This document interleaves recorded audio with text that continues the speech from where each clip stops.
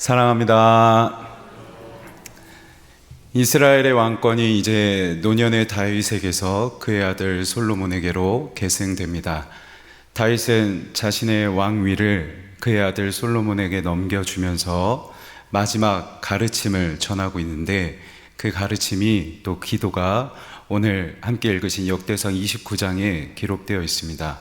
그래서 본문의 이야기는 왕이 후왕에게 가르치는 통치 지침처럼 보이기도 합니다. 그런데 다윗은 오늘 본문의 1절에서 명확하게 솔로몬에 대해서 이렇게 부르고 있는데, 내 아들아, 내 아들 솔로몬이 라고 기록하고 있습니다. 따라서 본문의 이야기는 그저 선 왕이 후왕에게 전하는 통치적 가르침일 수도 있겠지만, 더 나아가 노년의 아버지가 사랑하는 아들에게 간절한 마음으로 전하는 마지막 가르침, 유언이기도 할 것입니다. 솔로몬은 새 왕이 되어서 그의 통치 초기에 꼭 해야만 하는 중대한 사업이 있었습니다. 그것은 바로 성전을 건축하는 것이었죠. 그런데 다윗이 이렇게 말합니다. 내 아들 솔로몬이 아직 어리고 미숙하며 이 공사는 크도다. 성전 공사는 아주 큰 사업이었습니다. 성전 공사만이었을까요? 왕으로서 앞으로 감당해야 될 일들이 참 많고 어려울 텐데, 그에 비해서 솔로몬은 아직 어리고 미숙해 보여요. 그래서 걱정되는 마음에 다윗이 아버지로서, 그리고 선왕으로서 솔로몬을 위해서 해주는 일들이 있습니다. 이 공사를 시작하기 위해서 설계도를 만들어 줍니다. 그리고 필요한 각종 재료들을 수급해 주기도 합니다. 심지어 자기가 소유하고 있는 엄청난 양의 금과 은을 이 성전 건축을 위한 예물로 드리기도 합니다. 그만큼 솔로몬을 위한 환경을 갖춰주고 있죠. 특별히 28장과 29장 전체적으로 이 성전에 필요한, 건축에 필요한 재료들을 아주 구체적으로 꼼꼼하게 기록하고 있는 것을 볼 수 있습니다. 그만큼 이 다윗이 아들을 위해서, 아들이 앞으로 행할 일들을 위해서 필요한 환경을 꼼꼼하게 아주 잘 갖춰주고 있는 것으로 보이기도 합니다. 이 다윗의 마음이 오늘날 부모님들의 마음과 다르지 않을 거라 생각합니다. 아직 자녀들이 아무리 커도 많이 어리고 미숙해 보이시나 봐요. 저희 부모님도 40이 넘은 아들인데 여전히 운전 조심해라, 행실 똑바로 해라, 살 그만 쪄라 매번 말씀하세요. 그만큼 아직 제가 많이 부족해 보이고 또 미숙해 보이시나 봐요. 그래서 우리 부모님들도 여전히 자녀들에게 미숙함이 보이니 우리 자녀들이 잘 살아가기 위해 필요한 환경들을 잘 갖춰주고 싶은 것이, 그게 부모님들의 당연한 마음이지 않을까 생각합니다.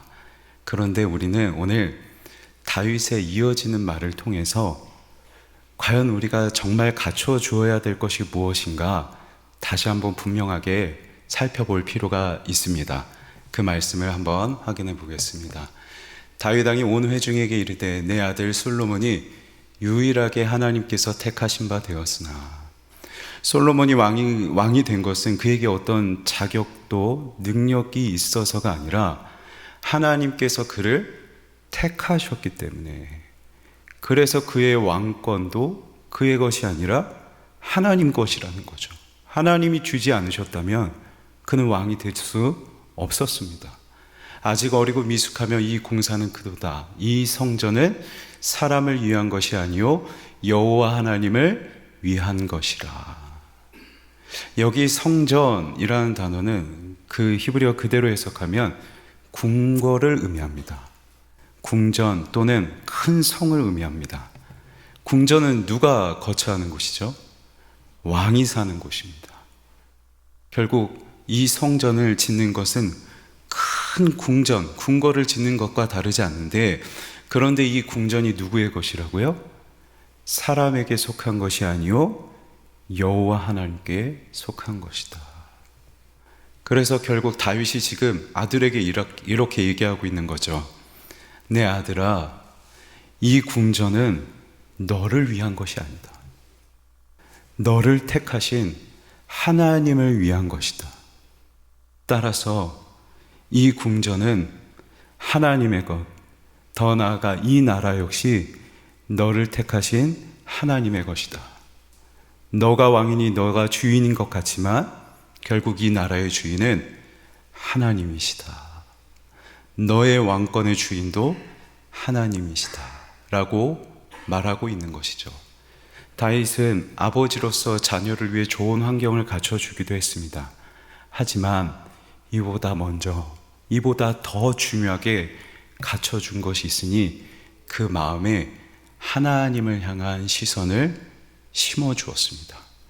그 시선이 무엇이었습니까? 하나님께서 주인 되신다 라는 시선이었습니다. 저와 여러분도 우리 자녀들에게 이 하나님을 향한 시선, 하나님이 너의 주인 되신다 라는 시선을 잘 심어주실 수 있으면 좋겠습니다. 그런데 생각만큼 이게 쉽지가 않죠. 때로는 하나님을 향한 시선보다 환경을 갖춰주는데 더 힘을 쏟을 때도 있었습니다. 때로는 내 신앙이 먼저 넘어져서 하나님을 주인으로 섬기는 사람의 모습을 우리 자녀들에게 보여주지도 가르치지도 못할 때가 있었습니다. 다윗도 그랬습니다. 다윗도 실패한 적이 있죠. 하나님을 떠나서 하나님을 주인으로 모시는 사람의 삶을 자녀들에게 보여주지 못했어요. 그래서 그의 자녀들 역시 하나님을 떠나 살아가는 사람으로 그런 모습을 보이기도 했습니다. 하지만 다윗은 그 자리에 그대로 머물러 있는 것이 아니라 다시 일어서서 믿음의 부모로서의 사명을 감당하고 있죠.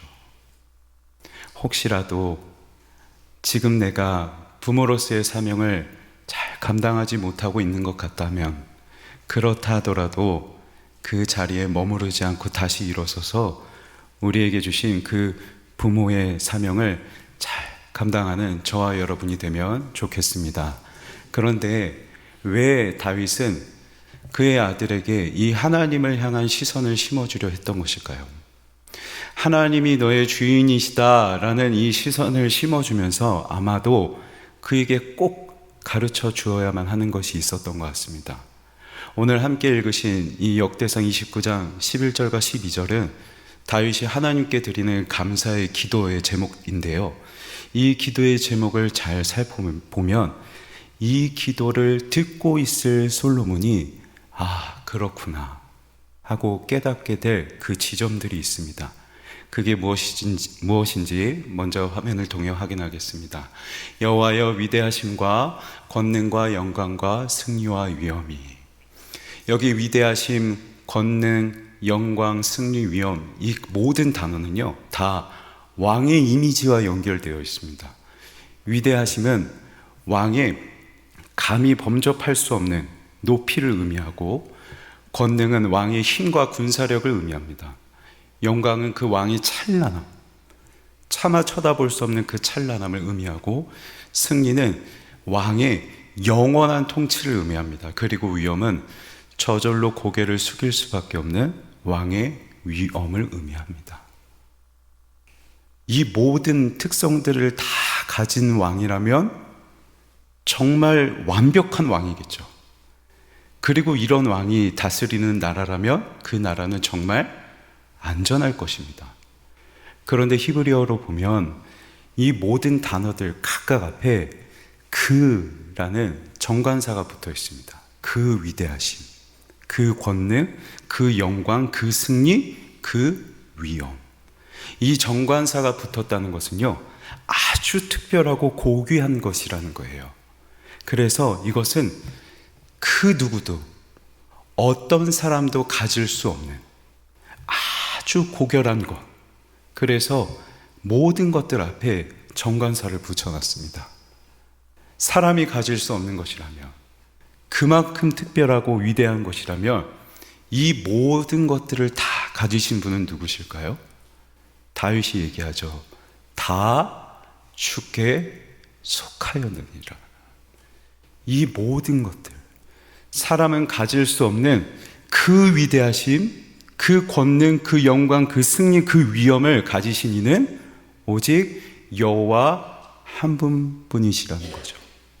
그래서 다윗이 하나님이 너의 주인이시다라는 시선을 그의 마음에, 솔로몬의 마음에 심어주면서 가르치고 싶었던 것은 명확합니다. 오직 여호와 하나님만이 완벽한 통치자이시고 그분만이 유일한 보호자 되셔서 그분 없이는, 여호와 하나님 없이는 솔로몬은 물론이고 그의 나라 역시 결코 안전할 수 없다는 것을, 그래서 솔로몬에게 말하는 거죠. 얘야, 너도 너의 나라도 여호와 하나님 없이는, 완벽한 통치자, 너의 주인 되시는 하나님을 떠나서는 결코 안전할 수 없다. 그러니 너는 너의 여호와 하나님을 결코 떠나지 말아라. 하나님이 너의 주인 되신다라는 시선을 가르쳐 주면서 꼭 말하고 싶었던 것, 그 하나님, 너의 주인 되신 여호와 하나님을 절대로 떠나서는 안 된다 라고 말하고 싶은 거죠. 제가 대학생 때 공사장에서 잠깐 이렇게 일을 해본 적이 있습니다. 공사 현장을 이제 쉬는 시간에 돌아다니는데 더워서 안전모를 벗었거든요. 그런데 옆에 계셨던 인부분께서 저에게 호통을 치시는 거예요. 너 그러다 죽어! 너 죽고 싶어요! 호통을 치시는 거죠. 이거 벗으면, 이거 쓰지 않으면 위험에 처할 수 있으니까요. 그래서 안전모를 쓰는 것이 반드시 필요했던 거죠. 이분이 저에게 호통을 치신 것이 저에게 무리한 것이었을까요? 그렇지 않을 겁니다.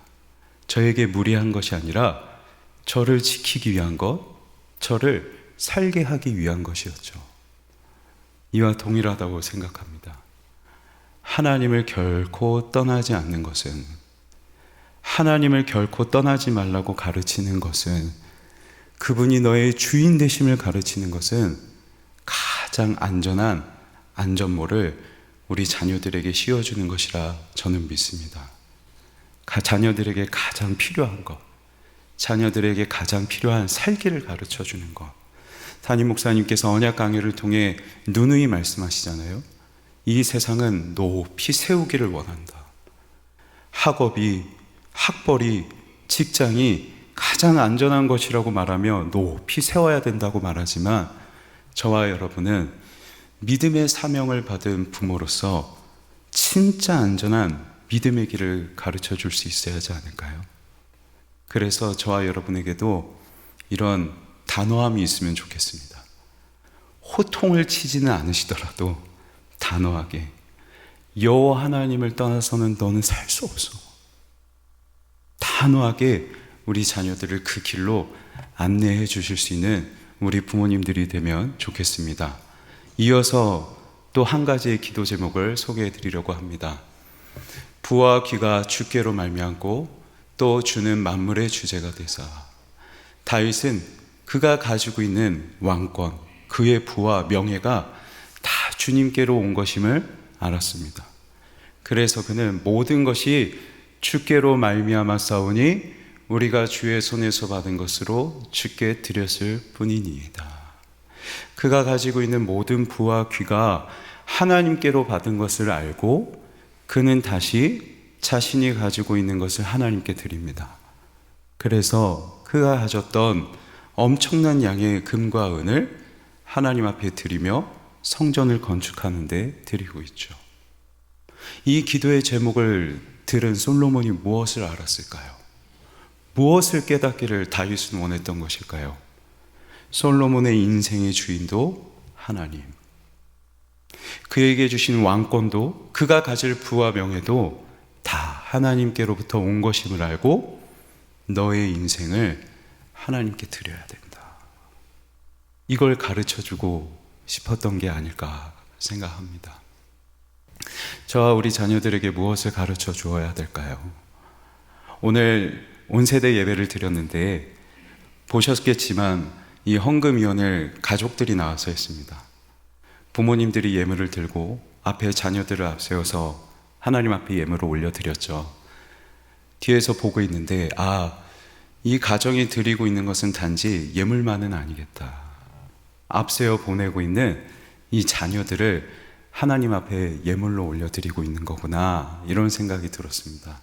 그래서 저도 기도했습니다. 하나님, 저희 아이들도 하나님 앞에 올려드리는 예물 되게 해주십시오 라고 기도했습니다. 하나님 앞에 우리 자녀들을 예물로 드린다는 것은 무엇을 의미할까요? 구체적으로 어떻게 드려야 되는 것일까요? 우리가 누누이 품고 기도하는 기도 제목이 있죠. 우리 자녀들을 목사와 선교사와 영역 선교사가 되게 해주십시오. 이 기도의 제목을 이제는 구체적으로 가르치는 우리의 가르침이 되어야 되지 않을까 생각합니다. 너의 인생의 주인은 하나님이시다. 그러니 너의 삶을 목사로, 선교사로든 영역 선교사로든 하나님께 올려드려서 하나님께 영광이 되는 도구로 쓰임받아야 된다. 이렇게 가르쳐 주실 수 있는 하나님 앞에 예물로 자녀들을 드릴 수 있으면 좋겠습니다. 지금까지 우리는 다윗이 솔로몬에게 가르쳤던 그 시선, 그 가르침이 무엇인지 함께 살펴보았습니다. 하나님을 주인으로 섬기라 라는 시선을 심어주면서 너의 주인은 하나님이시다. 그리고 주인 되신 하나님께 너의 인생을 드려야 한다라는 것이었죠. 이 가르침을 들은 솔로몬은 어떻게 반응했을까요? 아버지의 가르침을 듣고 아들은 어떻게 행동했을까요? 이어지는 말씀을 통해 확인하시겠습니다. 나의 하나님 여호와 주께서 종으로 종의 아버지 다윗을 대신하여 왕이 되게 하셨사오나, 여호와께서 너를 택하셨다라는 고백처럼 솔로몬도 인정합니다. 종의 아버지 다윗을 대신하여 왕이 되게 하셨사오나, 종은 작은 아이라 출입할 줄을 알지 못하고. 아버지 다윗이 말했습니다. 성전의 공사는 큰데 내 아들 솔로몬은 아직 어리고 미숙하다. 솔로몬도 스스로 인정해요. 저는 작은 아이입니다. 출입할 줄을 모릅니다. 한 걸음도 뗄 수 없을 만큼 저는 아직 미숙한 사람입니다 라고 하나님 앞에 고백하는 거죠. 그래서 하나님 앞에 구하는 것이 있으니 듣는 마음을 주옵소서. 하나님을 철저하게 의지하면서, 하나님을 철저하게 의지하면서 나의 지혜로 통치하는 것이 아닌 하나님의 통치를 받기 위하여 하나님을 의지하고 있는 모습을 볼 수 있죠. 또한 이렇게 말합니다. 주께서 택하신 백성 또는 주의 백성을 재판하여 선악을 분별하게 하옵소서. 왕인데 내 백성이라고 말하지 않고 하나님의 백성이라고 표현하고 있죠. 내 소유가 아니라 하나님의 백성. 그래서 하나님의 백성을 잘 섬겨서, 잘 다스려서 하나님께 영광이 되고 싶습니다. 하나님의 백성을 잘 다스림으로 저의 인생을 하나님께 드리고 싶습니다 라고 아들 솔로몬이 고백하고 있습니다. 아버지가 말했습니다. 너는 미숙해. 그러니 결코 여호와 하나님을 떠나서는 안 돼. 그게 너의 살 길이야 라고 가르쳤습니다. 그러자 아들이 그 고백 그대로 이어서 말하죠. 저는 미숙합니다. 그러니 결코 저의 주인 대신 하나님을 떠나지 않겠습니다. 아버지가 또 말했습니다. 너의 인생을 하나님께 드려라. 그러자 솔로몬도 그 고백 그대로 저의 인생을 하나님 앞에 드립니다. 말 그대로 신앙의 전수가 아름답게 이루어지고 있죠.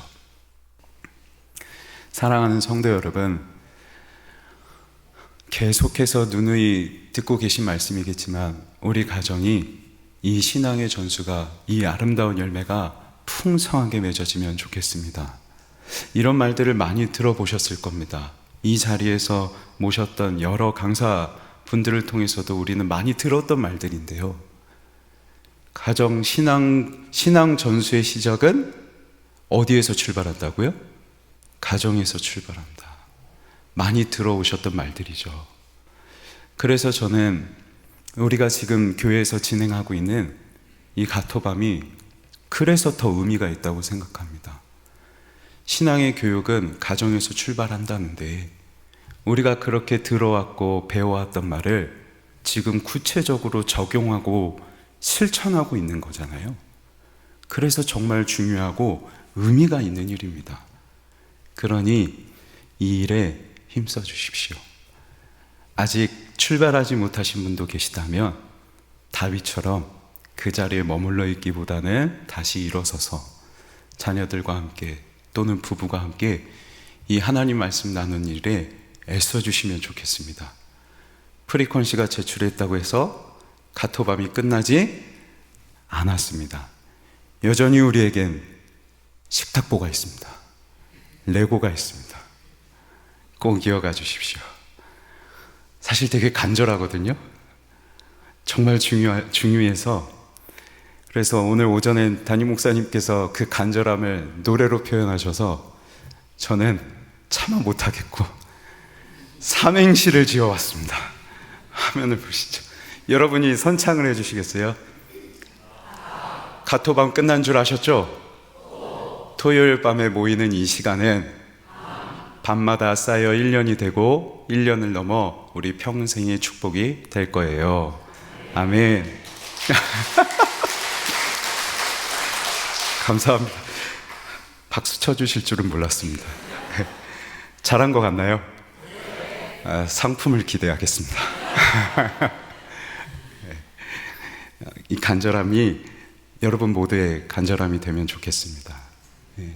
우리 자녀들을 잘 세워가는 일에 하나님께서 우리에게 이 사명을 주셨음을 오늘 말씀 앞에서 기억하고 자녀들에게 이 신앙 전수를 아름답게 이어가시길 주님의 이름으로 축복합니다.